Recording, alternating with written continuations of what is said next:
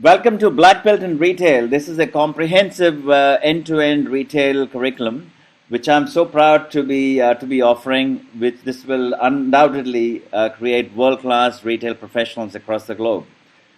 My name is Prakash Menon. My friends call me PK. I am from Australia. I am from Melbourne. I love Melbourne, and I suppose this is my giving it back to the community. And this is the vision that I have, is to create world-class retailers. So before I start, let me just give you some background as to why retailers do need this education. 94% of retail failures or any business failure happens because of process failures. Yes, I repeat, 94% happens because of process failures. You can have smart technology, smart systems, but processes, if they're not right, obviously the retailers go on to fail. So invest into your people, get the smart education given to them, and that will lead to good processes. If I talk about some of the great retailers, as you can see, they've had tremendous success in the past, but they've all gone on to fail, unfortunately, and some of these names don't exist anymore. So one of the main reasons, I should say, why some of these retailers failed is because of the fact that they worked in silos. They worked with a silo mentality. Buying team doesn't know what logistics does. Logistics team doesn't know what buying does, or even store operations don't know what the other two does. So when they work in silos, that leads to, I suppose, process failures, and that leads to business failures. My background, I was very, very fortunate to have been appointed as the Director of Supply Chain for Australia's leading department store, a company called Myer. That's a $3.2 billion retail giant, 70 stores, smallest store being 100,000 square feet, largest being 280,000 square feet, 1.2 million SKUs. And so that's a very complex, high-end department store. And the company, although was making $3.2 billion sales, unfortunately, it was making negative $66 million. In short, almost went belly up, almost went bankrupt.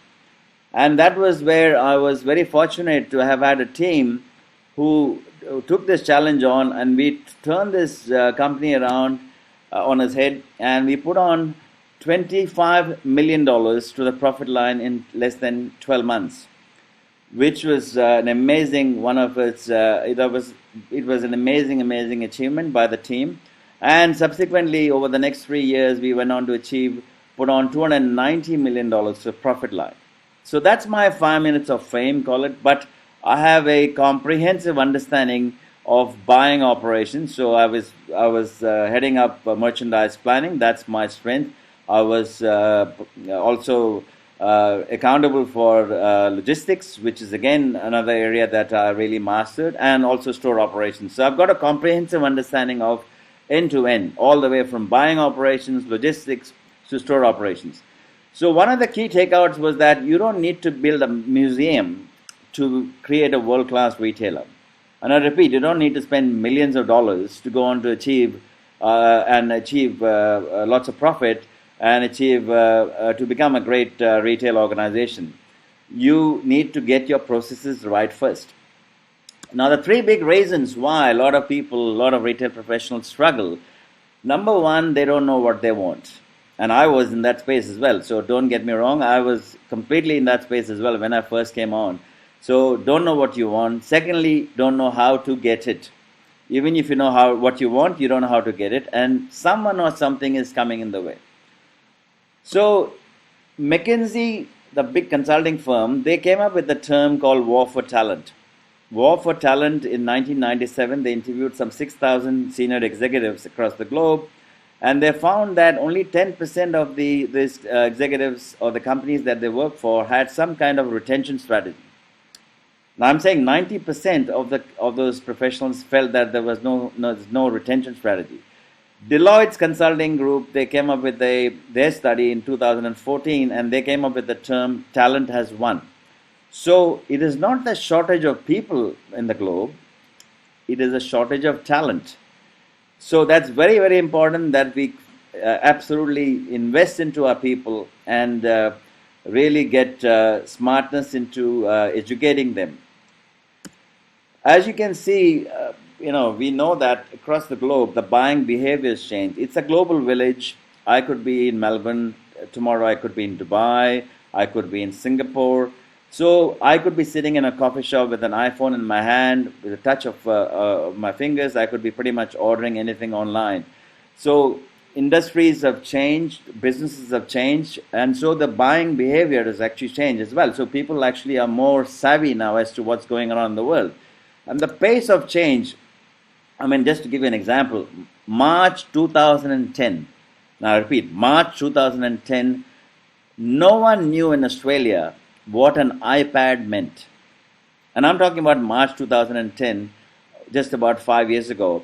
No one knew what an iPad meant. Why? Because iPad only got released in April 2010. And that very same year, between April 2010 and December 2010, Meyer as a retailer sold 15 million copies. That's an amazing statistic. So the pace of change, technology we talk about in the 1990s when we talk, we had brick-like mobile phones. My boss used to walk around with showing off his mobile phone. Of course, now we talk about smartphones being, very sleek and very small. And by the day, by the minute, it's actually changing. So what we know is all we know, not enough. Absolutely, because as soon as someone thinks that I know something, that's it. You're actually going down in a downward spiral. So there is an increased need to innovate and differentiate. Because in the 21st century, 98% knowing is not good enough. Because we are in the age where information is freely available, with the with Google coming along and with Wikipedia coming along. We are no longer in the information age, we are in the age of ideas, or what we call the conceptual age. So it is actually very, very important. How do you make sure that you position yourself as the authority? You have to position yourself as the authority, not just knowing something, but you have to be known for knowing something. So there are many tall buildings in Dubai, for example, but there's only one Burj Khalifa. People don't talk about the tall buildings, they only talk about Burj Khalifa. So you have to position yourself as the retailer, as the Burj Khalifa. So you become be the authority. That's the whole game. That's the game changer. So I suppose the curriculum that I want to offer and what I would like to share is about the comprehensive buy, move, and sell, which is about you must know about product. You must know as a retailer about the pricing strategy. You must know about the place, the ambience, the layout. You must know your relationship as a partner with your suppliers. You must understand the processes as a retailer. Looking at the plan, mediocre execution will not suffice. You must have fantastic people working with you. How do you present your merchandise? How do you present your inventory? Because inventory can be the biggest liability or the biggest asset for a retailer.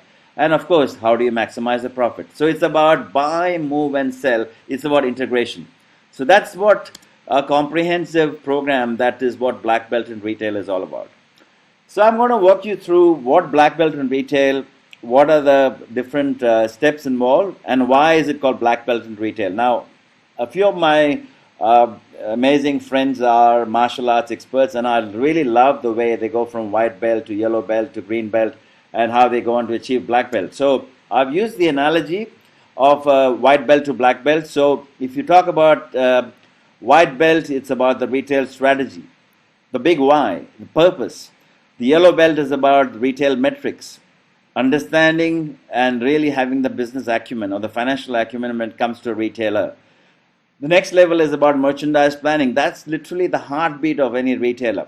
So as I mentioned, inventory can be the biggest liability or the biggest asset. How do you remove the silos? The next one is about store execution. How do you go on to achieve fantastic store contribution and store sales in the retail setup? So as a good store manager, how do you become an exceptional store manager? How do you master the art of fact-based negotiation? A good buyer can become an exceptional buyer by understanding how do you negotiate. Then you go on to retail analysis. How do you go on to knowing the formulas, the retail formulas, and really understanding the evaluation? How do you go on to make sure that the investment that the ROI, the investment that you're putting in. And then you go on to supply chain, the whole integration, the buy, move, and sell, creating high performance team. And these are, I call them the technical skills. All the way to supply chain, this is all the technical skills, which is an assumed competency any retailer must have. Any retail professional, if you're looking at fast tracking your career, you must be not just you must be very competent when it comes to the technical skills. But then you have the adaptive skill, which is the soft skills, the art of oration, the masterful facilitator. How do you go on to become an amazing trainer? How do you go on to speak well?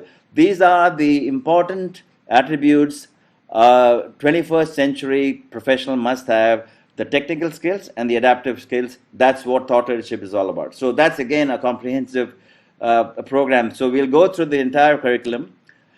So we also, as part of the program, we have these 6 books which are one of its kind. It's in fact amazing. These are not just ordinary books. These are instructional guides. How do you become a great merchandise planner?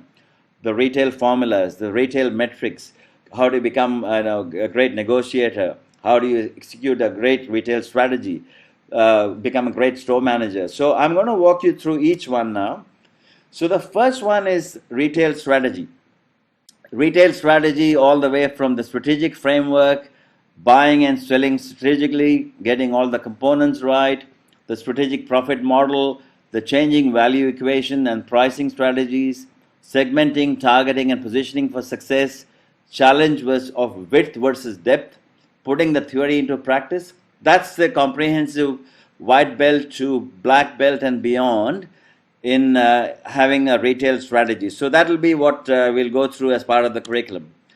When it comes to retail metrics, that's about working with ratios, the basic retail calculations, the retail business model, talking about business break-even points, the retail pricing strategy, the pricing considerations, talking about margin management, the retail arithmetic, markdown and margin effects. How do you actually go on to calculate margins, better profits, better optimizing your inventory, managing inventory productivity? How do you manage your stock properly? Measuring business performance, looking at the cash flow benefits. So that's going to be covered under the in the retail metrics module. Then we have merchandise planning. What is the role of a planner versus the buyer? The buying cycle and the financial control. Width versus depth. Open to buy. How do you make sure that you have your merchandise flowing smoothly? Allocation and ordering. How do you make sure that you don't over allocate into one certain stores and you are under allocate in certain stores? How do you order them? How do you phase the merchandise? Inventory management, taking the appropriate action so you can optimize the inventory. Merchandise analysis, quantitative and qualitative. So that again is very crucial when it comes to how do you plan your merchandise effectively. So because you need both efficiency and effectiveness. And that's where now understanding how do you become a great store manager. So driving financial key performance indicators. How do you benchmark with other stores? Looking at the return on store assets. Identify the source of store contribution. Determining the gross profit. Determine labor productivity. How do you make sure that you optimize your return on labor? Managing fixed and variable costs. So you leverage from that. Determining the inventory productivity in the store. Managing stock turn and financial drivers. Looking at space productivity. How do you determine, and then getting the drivers and finally the outcomes. How do you make sure that you have both your top line sales happening and your store contribution also happening at the same time? Then we move on to retail negotiation. Absolutely very, very crucial for any buyer or any retailer to understanding fact-based negotiation, the process and principles behind successful negotiation, establishing partnership frameworks, moving on from the different phases of negotiation, from social to closure and everything in between, establishing your BATNA, determining your power play, tactical modes and concession trading, getting to a win-win scenario. So it's actually not about just win-lose or you losing and them winning. It's about win-win. It's about really collaborating. Then we go on to retail formulas. They're going to teach you 108 retail formulas which every retailer must know. everything you need to measure merchandise operations, measuring for growth and success, what every retail CEO must know. It's not a nice to know, it's a must know. Measuring and identifying weak links, maximizing resources at the store level. So these are very important formulas that any retailer, I call this like the Bible or the Quran or the Gita. No, you can actually, if you can really have this toolkit, you can go on from becoming just being a good retailer to an exceptional retailer or retail professional. And on my favorite, obviously, world-class supply chain. What are the changes happening in a global supply chain? The planning and the functionality, the cost consequences, and the financial impact. Improvement levers and merchandise flow. Looking at the supply chain tools. Understanding international buying. Supply chain is not just about warehousing or transportation, or it's not logistics. Supply chain is the end-to-end. Supply chain is right from the time a buyer decides to buy a product. How do you bring the merchandise into the country? How many units to buy? How do you allocate it? How do you make sure that you flow the merchandise smoothly so that you can optimize the inventory? And obviously making sure the end customer has the stock at the right time, at the right place, in the right, in the environment that they create. Make sure that there is reverse logistics involved. All these are very, very important aspects of the end-to-end. And so if you actually really understand supply chain, you can go on to really achieve absolutely top-line sales and bottom-line profit. Supply chain is like the vertebrae of the human body. If you get your supply chain humming, absolutely, you'll be amazing, amazing results. Supply chain is the business. And then we go on to, how do you turbocharge your career? Unshackling the limiting beliefs, unlearn to learn something new, focus to stay in the game. How do you go on to capture your expertise, your ideas, your uniqueness, and that's complete mastery? How do you go on to become super productive and, absolutely, achieve in that same amount of time or less time, you can actually achieve far greater results. Art of New Age selling.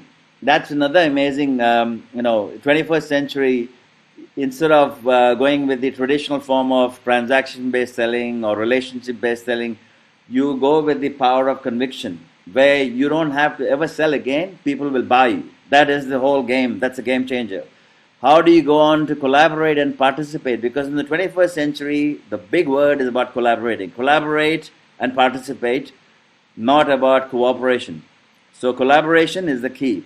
And then how do you go on to influence others? The art of oration, like I said, go on to become masterful speakers, masterful trainers.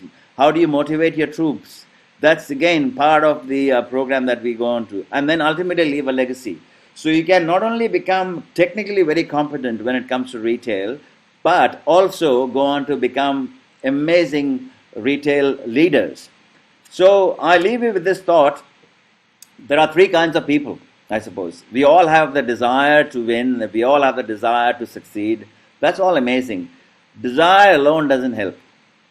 You need to also have the belief. Desire and belief together also, but you also need to have the focus. Desire, belief, and focus is important, but you also need to have the commitment. Interested does not mean commitment. So desire, belief, focus, commitment, and most important of that, on top of that, is what we call taking action. So I really look forward to sharing the curriculum, sharing the journey with you guys, and I really look forward to creating amazing world-class retail thought leaders, technically competent. At the same time, go on to have, sharpen up your adaptive skills and really be the game changer for the 21st century. So look forward to, joining you on the Black Belt in Retail program, which will be out very soon, and sharing with you all the amazing, the curriculum that I spoke about.